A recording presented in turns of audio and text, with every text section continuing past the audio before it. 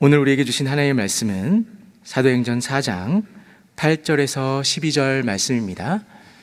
신약성경 192페이지 사도행전 4장 8절에서 12절 말씀입니다. 제가 봉독하겠습니다. 이에 베드로가 성령이 충만하여 이르되 백성의 관리들과 장로들아, 만일 병자에게 행한 착한 일에 대하여 이 사람이 어떻게 구원을 받았느냐고 오늘 우리에게 질문한다면 너희와 모든 이스라엘 백성들은 알라. 너희가 십자가에 못 박고 하나님이 죽은 자 가운데서 살리신 나사렛 예수 그리스도의 이름으로 이 사람이 건강하게 되어 너희 앞에 섰느니라. 이 예수는 너희 건축자들의 버린 돌로서 집 모퉁이의 머릿돌이 되었느니라. 다른 이로서는 구원을 받을 수 없나니 천하 사람 중에 구원을 받을 만한 다른 이름을 우리에게 주신 일이 없음이라 하였더라. 아멘.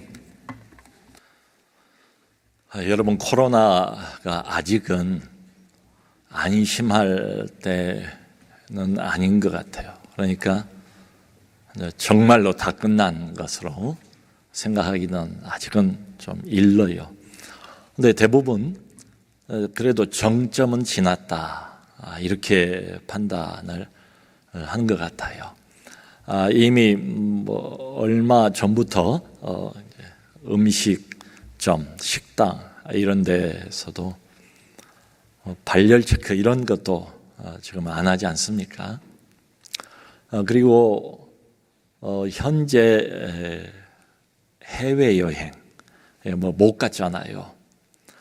그래서 코로나 이전하고 비교를 해보면 한 9% 정도, 9%, 이게 한 10분의 1 이하로 줄어든 거지요. 지금 그렇대요. 근데 정부에서 올해 말까지 코로나 이전하고 비교를 해서 약 50% 정도, 그때 절반 정도 수준으로 이걸 이제 해외여행 같은 것도 회복을 하겠다, 이런 계획을 이야기를 했어요. 아닌 게 아니라 세상은 코로나가 이제 끝이 나고 드디어 일상을 회복할 준비를 하는 것 같아요. 참 얼마나 반갑고 참 감사한 일입니까? 지난주 우리 당회 장로님들 모여서 그런 이야기를 좀 나눴어요. 그런데 교회는 코로나 이후를 어떻게 준비를 해야 되나, 현장을 어떻게 준비를 해야 되나. 근데 솔직히 무슨 매뉴얼이 없어요. 코로나를 우리가 언제 준비하고 맞은 게 아니잖아요. 그런 것처럼 코로나 회복도 경험이 없어요. 여기에 대한 무슨 매뉴얼이 있는 것도 아니에요. 그런데 이것 하나는 분명하지 않은가, 그런 말씀을 이렇게 나누었어요. 뭔고 하니 이제 와야 하지 않습니까? 뭐 해야 하지 않습니까? 현장으로. 그러니까 이 현장의 대면 예배에 하나님의 특별한 은혜가 있으면 되지 않겠습니까? 그저 편안하게 집에서 TV를 통해서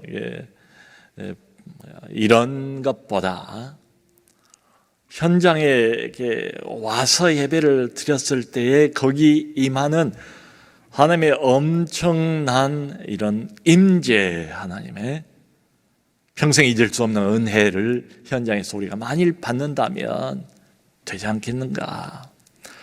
여러분, 요즘 맛집 어디를 틀어봐도 이런 이야기가 많이 나오지 않습니까?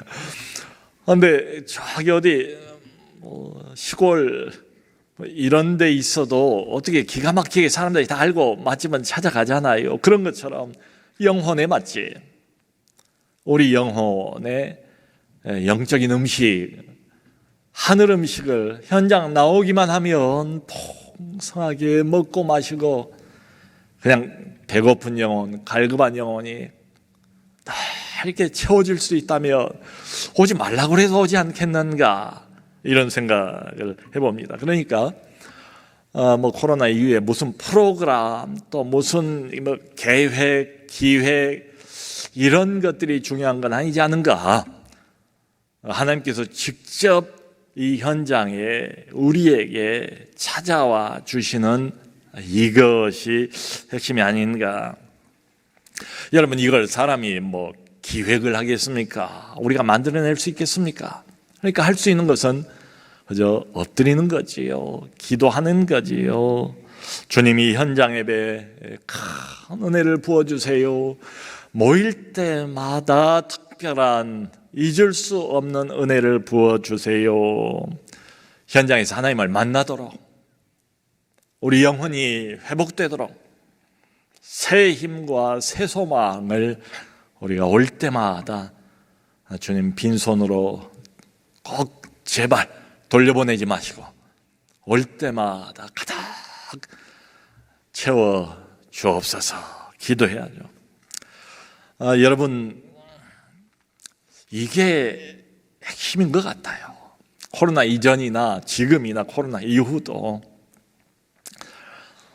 만일에 기독교라는 게 단순한 종교, 여러 종교 중에 하나에 불과했다면 여러분, 지금까지 교회가 살아남을 수 있었을까요?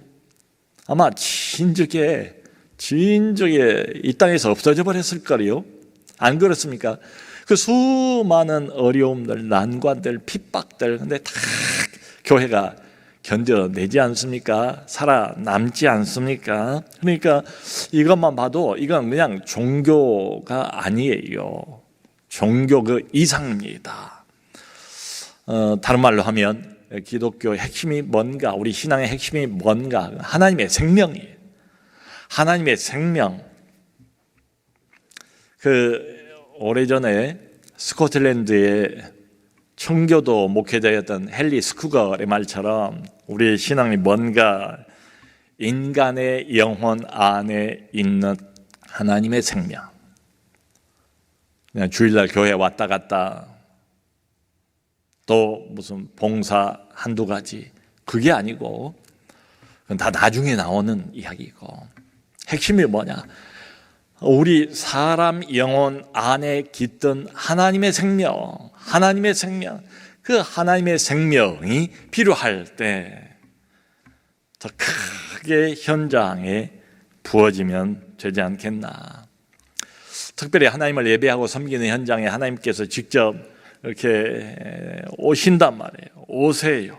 직접 그분이 마치 실시간 현장 중계하는 것처럼 실시간으로 예배를 드리는 바로 이 순간, 이 자리에 하나님께서 거룩한 보좌로 내려 오시는 것. 그러니까 하나님의 영광을 나타내시는 것. 하나님의 빛을 비추시는 것. 여러분, 특별히 하나님을 증거하는 그곳이야말로 하나님이 소홀히 할 수가 없죠. 성령의 어떤 물붓듯 부으시는 은혜가 있고 기적이 거기 있고, 사람이 변하는 기적, 그리고 어둠이 사라지는 이런 기적이 있습니다.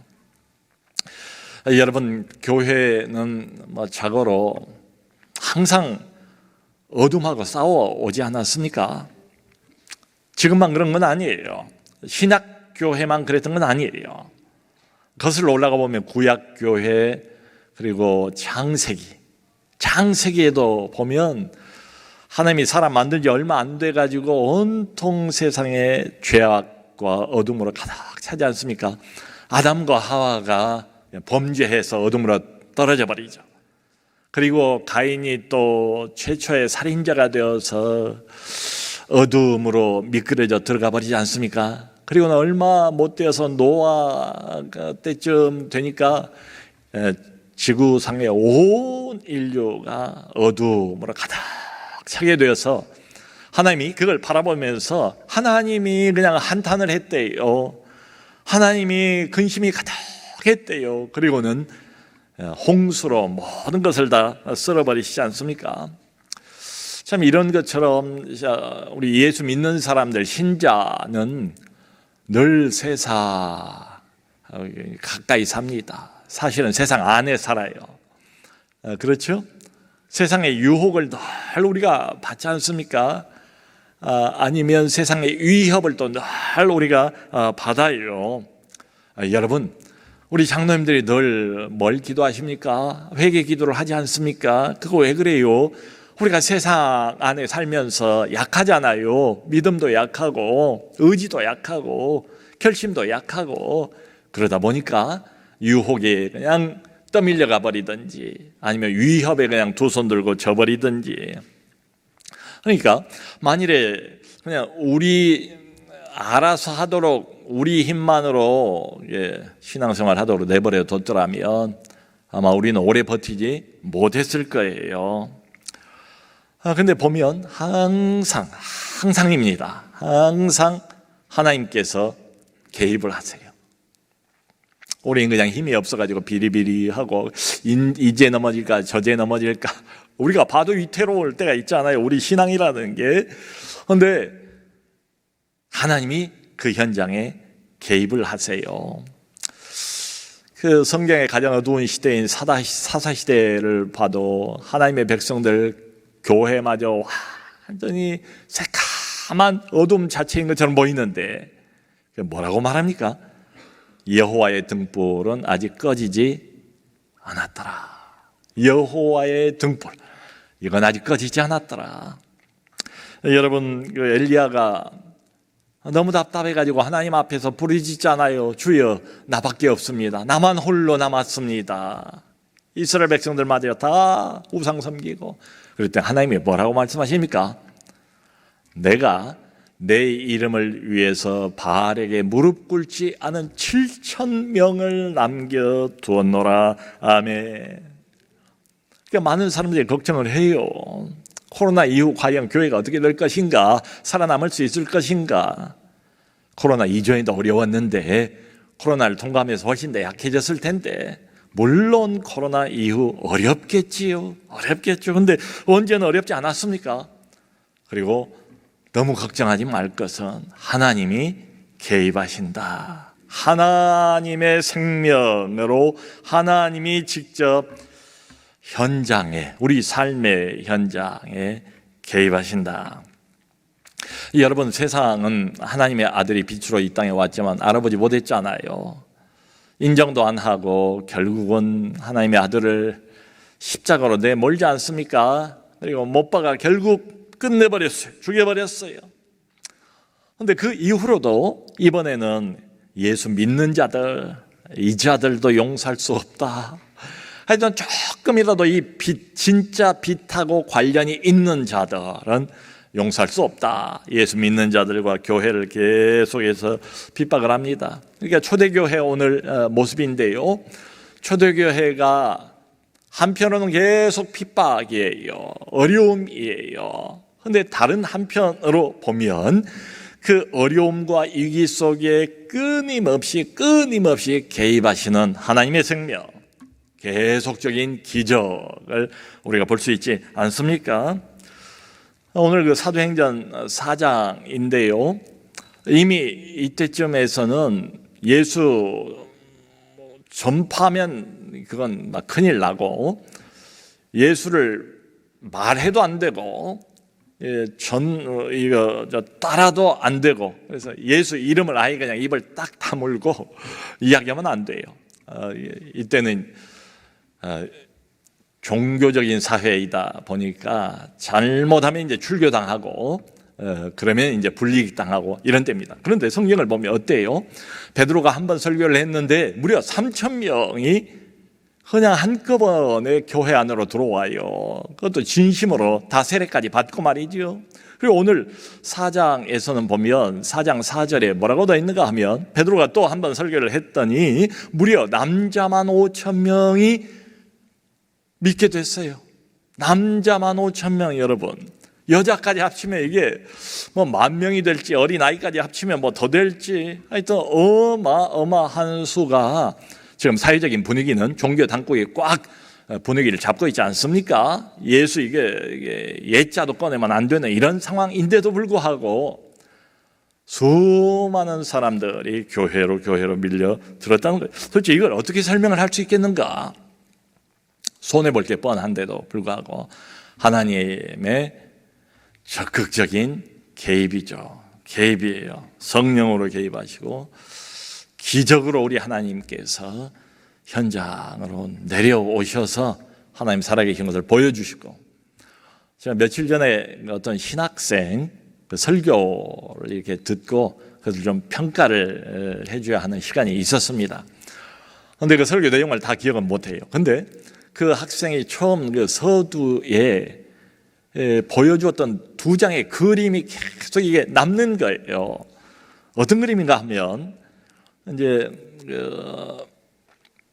북한의 포로 수용소에서 본인이 직접 이제 본 어떤 참혹상을 그림으로 손으로 그렸어요. 이제 이분이 탈북을 해서 남한으로 내려와서 이제 그게 알려지게 됐는데요. 북한의 기독교인들을, 신자들을 어떤 식으로 핍박하는가. 근데 여자가 성도인 것 같은데 임산부예요. 임신을 했어요. 근데 여자 그 배 위에다가 널빤지를 큰 걸 올리고 두 사람이 올라가서 널뛰기를 해서 유산을 시키는 그 그림을 제가 본 것을 그렸어요. 또 하나는 벽에, 세멘트 벽에 이렇게 두꺼운 쇠 고랑을 이렇게 박아놓고 거기다 이제 지상에서 한 60cm 정도의 사람을 띄워서 뒤로 손을 이렇게 해서 묶어가지고 믿는 신자들을 고문을 하는, 두 사람을 고문하는 그 광경, 자기가 본 광경을 그림으로 그렸어요. 여러분, 지금 북한에 믿는 사람이 과연 있을까요? 저는 확실히 있다. 그전에도 있었고 지금도 있고 앞으로도 있을 것이다. 교회가 있다. 치아교회가 있다. 비록 마음 놓고 이야기는 못하지만 말이죠. 믿는 자들이 반드시 있다. 교회는 사라지지 않는다. 왜요? 하나님께서 여전히 개입하시기 때문에. 그분의 엄청난 생명력, 하나님 자신의 생명력으로 개입하고 계시기 때문에. 그게 오늘 본문의 상황이에요. 안진병의 한 사람이 나면서부터 걷지를 못했답니다. 이 사람이. 그런데 그냥 벌떡 일어난 거예요. 일어나서 막 걷기도 하고 뛰기도 하고 막 성전 안으로 들어가서 하나님을 막 찬양하고 이런 일이, 기적이 벌어졌어요. 베드로하고 요한 두 사람이 성전 안으로 기도하러 올라가다가 성전 옆에 늘 웅크리고 앉아서 사람들에게 한 푼 줍시오 하면서 구걸하는 이 거리. 그러니까 예루살렘 시민들은 다 이 사람을 알아요. 늘 성전 들락날락 하면서 이 사람을 봤으니까 말이죠. 근데 어느 날 이 사람이 발떡 일어나 버린 거예요. 베드로가 그렇게 말하지 않습니까? 은과 금은 내게 없다. 하지만 내게 있는 것으로 너에게 주노니 곧 나사렛 예수 그리스도 이름으로 지금 일어나 걸어라. 그 자리에서 이 사람 다리가 펴지고 걷고 뛰고 할렐루야 찬양을 하고, 이 소문이 그냥 삽시간에 퍼지니까 사람들이 왁 하고 몰렸습니다. 그야말로 몰밀듯이 사람들이 몰린 거예요. 베드로가 하는 말을 쏙쏙 받아들이지요. 그리고는 믿기로 한 사람들이 남자만 5,000명, 참 마치 쓰나미와 같이 예수 쓰나미라고 해야 할 것 같아요. 예수 쓰나미가 그냥 이 땅을 덮쳐버린 거지요. 얼마나 종교 당국 이 사람들이 소문을 듣고 긴장했겠습니까? 자기들이 십자가에 못 박아 죽인 이 예수가 다시 이게 살아나서 그 예수 이름이 이렇게 기적을 일으키고 역사를 하고 있다니까 자연히 겁먹을 수밖에 없겠지요. 얼마나 막으려고 애를 썼겠어요. 그 설교 한번 할 때마다 대형교회 하나씩이 그냥 쑥쑥 생기니까 말이지요. 그런데 이 예수 신드롬, 이미 사람들 안에 광풍 노도처럼 불어닥치고 있는 하나님의 이 생명력, 하늘의 이 생명, 하늘의 생명이 갑자기 그냥 왁 하고 땅으로 밀려 들어오는 이 예수 쓰나미를 도저히 막을 수가 없었다는 거예요. 그래서 이 베드로하고 요한을 잡아다 가둬버렸답니다. 일단 입을 못 열도록. 그리고 그 다음날 불러내가지고 신문을 하는 장면이에요. 근데 보니까 여기 6절에 이렇게 되어 있어요. 그 모인 사람들 그 몇몇 이름까지 나왔는데 가야바, 안나스, 요한, 알렉산더 그리고 모든 대제사장들의 문중이 다 모였대요. 이 사람들이 누군가 하면 소위 말하는 산헤드린 공의회 의원들이에요. 그러니까 여기 나온 이 사람들이 바로 얼마 전에 예수님 죽였을 때에 예수님 죽일 때 직접적으로 간접적으로 관여했던 사람들이 다 여기 모였다는 거예요. 그러니까 이 사태가 심상치 않다. 이거 잘못하면 이게 뭐 한두 사람이 아니고 3,000명, 5,000명. 그때 당시 예루살렘 인구가 약 3만 명. 그리고 지금 명절이라 온 세계에서 사람들이 막 몰려서 한 15만 명, 뭐 학자들마다 좀 다르긴 해요. 근데 그런 중에도 이게 적은 숫자입니까?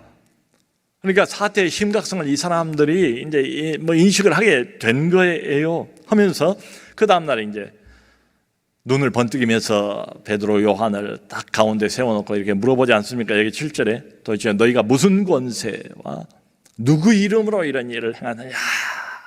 대답하라. 여러분, 지금 뭐 적대감이 팽팽한 이런 상황. 당시 유대 사회의 최고 권력자들이에요. 뭐 두 사람쯤이야 말 한마디면 얼마든지 죽이고 없애버릴 수 있는 그 파워를 갖고 있는 사람들이에요. 그 사람들 앞에 섰어요.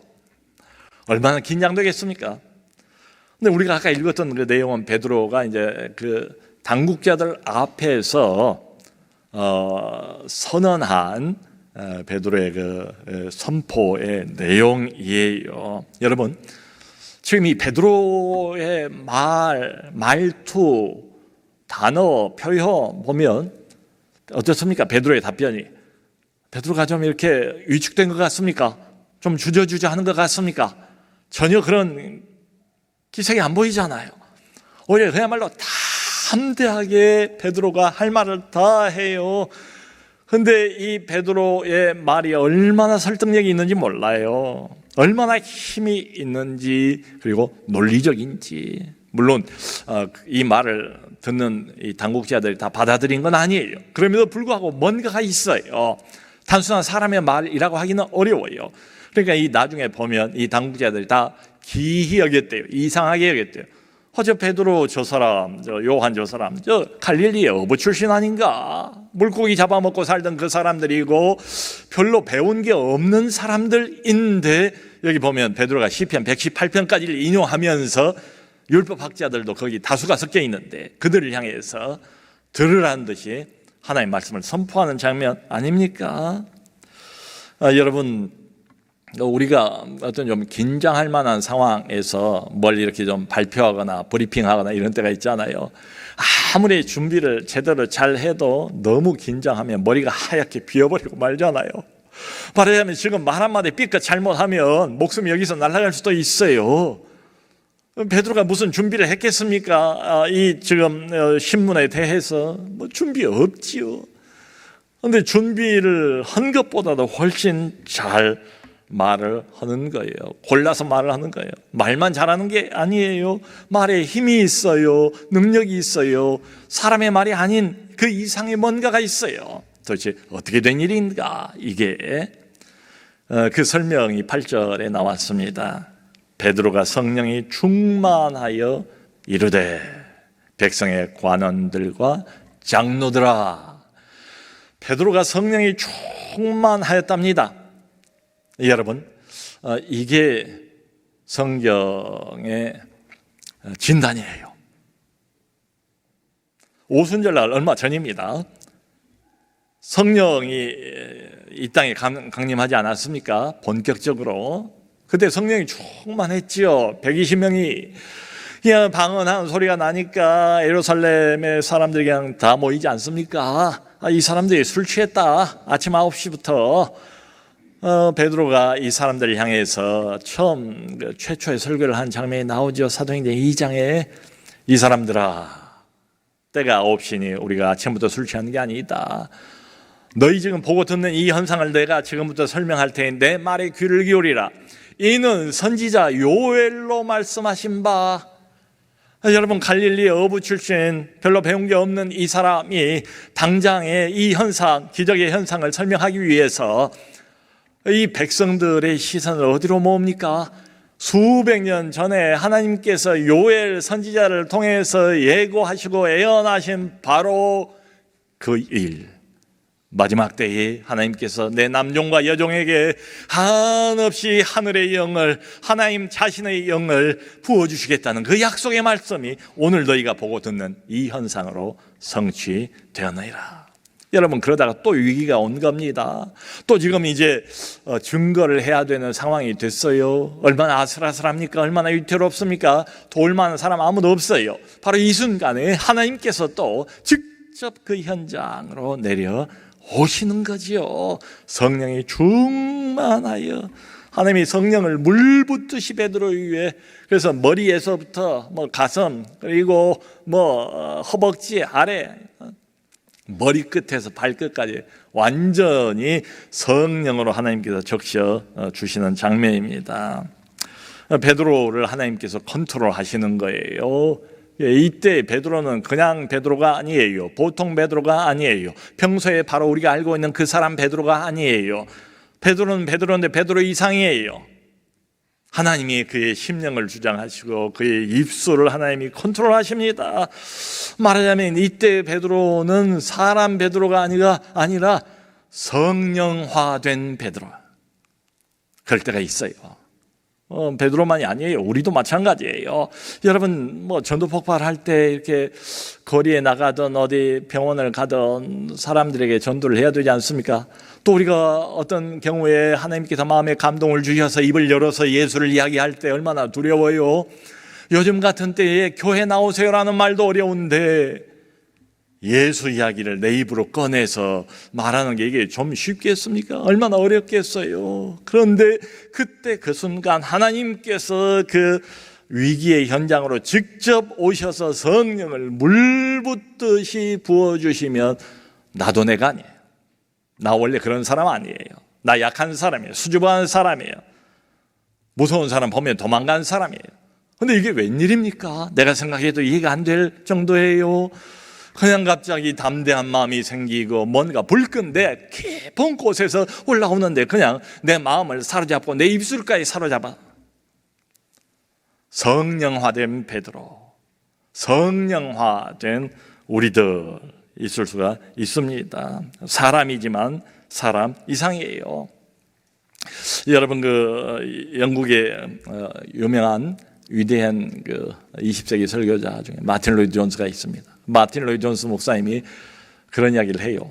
늘 그러면 좋겠지만 늘 그러지 못하고 가끔 그런 일이 있었대요. 뭐냐면 설교를 하니까 성령께서 역사하셔야 되지 않겠습니까? 그런데 너무 강력하게, 마치 베드로가 지금 그 경험을 하는 것처럼 너무 강력하게 역사를 하니까 분명히 자기가 설교를 하는데 자기는 마치 옆에 비껴서서 그냥 설교하는 자신을 구경하는 것처럼 느껴진 때가 몇 번 있었대요. 성령께서 오셔서 워낙 강력하게 이 사람을, 인격 전체를 다 붙잡으시고 이 사람의 심령을 주장하시고 이 사람의 말을 성령이 주장하시니까 자기는 마치 구경꾼처럼 옆에서 그것을 지켜만 보고 있는 것처럼 그런 느낌을 가진 때가 있었다. 그 누가복음 12장 11절 12절 보면 예수님께서 이런 말씀을 하지 않습니까? 장차 너희가 내 이름 때문에 공회 앞에, 사람들 앞에 끌려갈 때에 그때 무슨 말을 해야 될까 미리 걱정하지 마라. 바로 그 현장에서 성령께서 너희에게 직접 할 말을 일러 주시리라. 이런 말씀을 하지 않습니까? 여러분, 이럴 때 우리 증거 현장 말이에요. 증거 현장. 그게 참 어려운 현장이거든요. 나 홀로 조용히 숨어서 예수 믿는 건 쉽지요. 그런데 증거해야 되는 현장, 하나님께서 내버려 두지 않는다. 반드시 개입하신다. 그리고 우리를 사용하신다. 그때 말은 사람의 말이 아니다. 그것은 하나님의 말씀이다. 그래서 베드로가 하나님의 말씀을 9절 10절에 이렇게 전하는 거예요. 사람들아, 이 사람이 어떻게 낫게 되었는가를 우리에게 묻는다면 여러분과 이스라엘 백성 모두는 반드시 알아야 됩니다. 여러분이 얼마 전에 십자가에 못 박았지만 하나님이 다시 살려내신 예수 그리스도 그분의 이름으로 이 사람이 완전히 낫게 되어 여러분 보는 바와 같이 여기 서 있습니다 하면서 시편 118편을 인용을 하는 거예요. 11절에서 이 예수는 건축자들의 버린 돌로서 사실은 진 모퉁이의 머릿돌이 되었습니다 하고는 12절 설교 마지막 결론이 이렇습니다. 다른 이로서는 구원을 얻을 수 없나니 천하 인간의 구원을 얻을 만한 다른 이름을 우리에게 주신 일이 없음이니라. 여러분, 이 말, 이 결론, 이 복음의 핵심, 오늘 우리에게도 주께서 꼭 듣기를 원하시는 말씀, 우리가 이 말씀 앞에 서서 가부간의 결단을 해야 될 겁니다. 그게 뭔가 하면 다른 이로서는 구원을 얻을 수 없나니, 구원을 얻을 만한 다른 이름을 우리에게 주신 일이 없습니다. 성도 여러분, 지금 베드로가 뭐 하고 있습니까? 무엇을 강조하고 있습니까? 지금 계속해서 어떤 한 사람의 이름을 지금 강조하고 있지 않습니까? 위기의 순간입니다. 그런데 이 위기의 순간을 하나님께서 이용하셔서 지금 드러내고자 하시는 게 뭡니까? 하나님이 나타내려고 온 세상에게 나타내고자 부르짖고 있는 핵심이 뭡니까? 하나님께서 구원을 주기로 작정한 이름은 오직 하나밖에 없다. 그것은 예수 그리스도다. 다른 이름은 없다. 천하 인간에. 목사님, 그래도 우리가 상식적으로 3대 종교라는 거 있지 않습니까? 그럼 뭘 믿어도 다 좋은 거 아니에요? 군대를 가도 다 그건 인정하지 않습니까? 그러니까 불교는 부처가 있고, 이슬람은 알라가 있고, 기독교는 또 예수가 있고, 뭐든지 그저 하나를 내게 편리한 것을 골라서 그걸 선택을 하고 열심히 잘 믿고 신실하게 살면, 그러면 신은 마음이 넓어서 다 받아줘야 진짜 신이지. 그 째째하게 그 독선적으로 그렇게 예수만 그럴 일은 아니지 않습니까? 근데 어떻게 해요? 여러분, 성경은 지금 하나님의 말씀이고 이 위기의 현장에 하나님의 성령께서 충만히 지금 임했답니다. 하나님이 생명력으로 지금 베드로를 붙잡으시고, 이때 베드로는 완전히 하나님 대리인이에요. 하나님의 스피커예요. 베드로가 하나님의 말씀을 하는 겁니다. 하나님의 심정을 대변하는 거예요. 뭐예요? 다른 이로서는 구원 얻을 수 없대요. 천하 인간의 구원을 얻을 만한 다른 이름을 주신 일이 없대요, 하나님께서. 그러니까 구원이라는 것은 내가 그저 편리한 그 무엇 한 가지를 정해서 신실하게 열심히 믿으면 너도 구원받고 나도 구원받고 이런 게 아니래요. 구원은 어디서 결정되는가 하면 구원을 주신 분이 따로 있대요. 내가 결심하는 게 아니래요. 내가 선택하는 게 아니래요. 천하 인간의 구원을 얻을 만한 다른 이름을 우리에게 주신 일이 없음이니라. 하나님이 내버려두면 다 지옥 갈 인생들이고 하나님의 심판을 면치 못할 인생들입니다. 그런데 살 길을 마련을 해 놓으셨대요. 그리고 하나님이 그 살 길까지를 정해 놓으셨답니다. 오직 하나, 한 가지 길,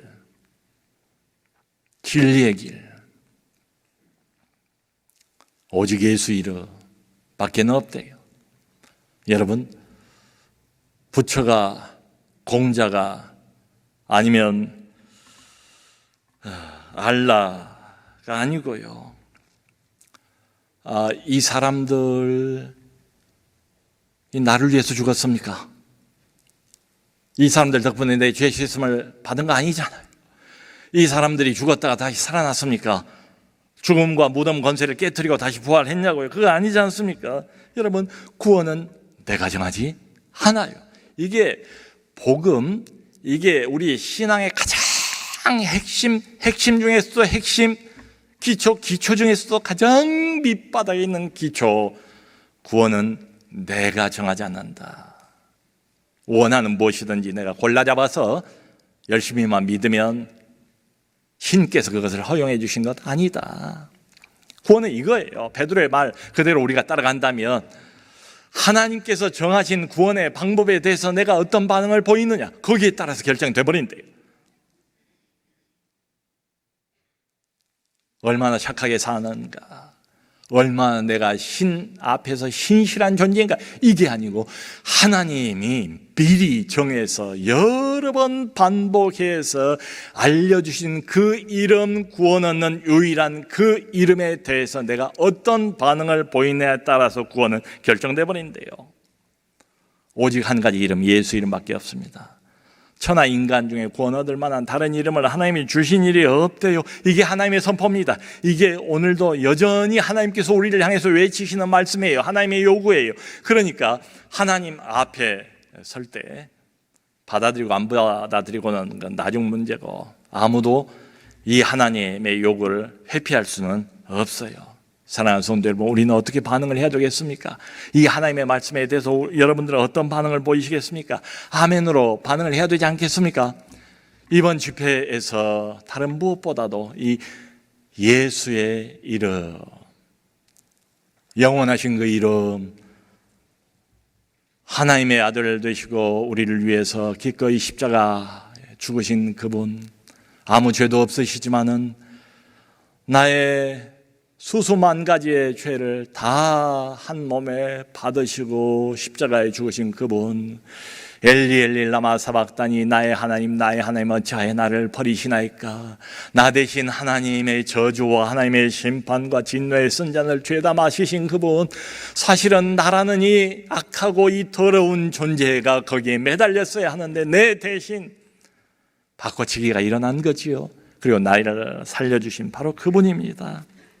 이번 집회에 예수의 이름만 높아지기를 원합니다.